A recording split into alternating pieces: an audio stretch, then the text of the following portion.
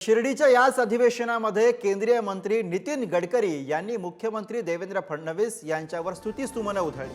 महाराष्ट्रामध्ये शिवशाही निर्माण करण्याची जबाबदारी फडणवीस सरकारची असल्याचं गडकरी म्हणाले। आघाडी सरकारपेक्षा 10 पट अधिक चांगलं काम करा अशी अपेक्षा गडकरी यांनी व्यक्त केली।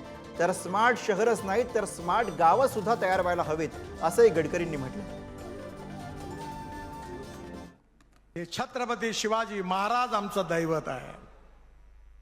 मी नेहमी आपल्या घरामध्ये छत्रपती शिवाजी महाराजांचं छोटीशी प्रतिकृती नेहमी ठेवतो, आठवण ठेवतो त्याची, कारण शिवाजी महाराज हे आमचा अल्टिमेट आदर्श आहे। ही शिवशाही महाराष्ट्रात निर्माण झाली पाहिजे आणि ती शिवशाही निर्माण करण्याची जबाबदारी देवेंद्रजींच्या नेतृत्वाखाली या मंत्रिमंडळाची आहे, आमदारांची आहे, खासदारांची आहे आणि आपल्या सर्व कार्यकर्त्यांची आहे। नाही तर आज कहाणी खाया पिया कुछ नहीं गिलास फोड़ा आठना आले आले गेले गेले असं नाही करायचं आहे। समस्या आहेत, प्रश्न गंभीर आहेत, पण नेतृत्वामध्ये क्षमता आहे। छत्रपती शिवाजी महाराजांच्या स्वप्नातली शिवशाही या महाराष्ट्रात आम्ही आणल्याशिवाय राहणार नाही। पुण्यामध्ये, नागपूरमध्ये, नाशिकमध्ये गावं सोडून मुलं काय येतात, लोक काय येतात?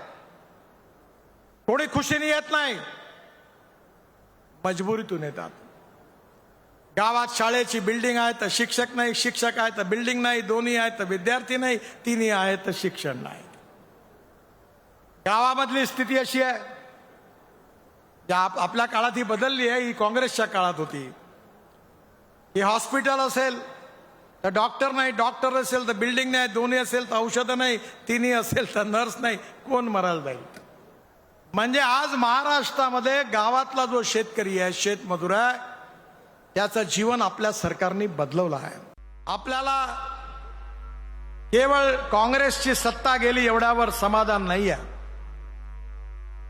तर ते गेले आणि आपण आलो आणि परिस्थिती जर बदलणार नसेल तर समाज आपल्याला प्रश्न विचारणार आहे की ते होते तेव्हाही असंच होतं आणि तुम्ही होते तेव्हा असंच होतं, तुमच्या येण्यातून काय झालेलं आहे?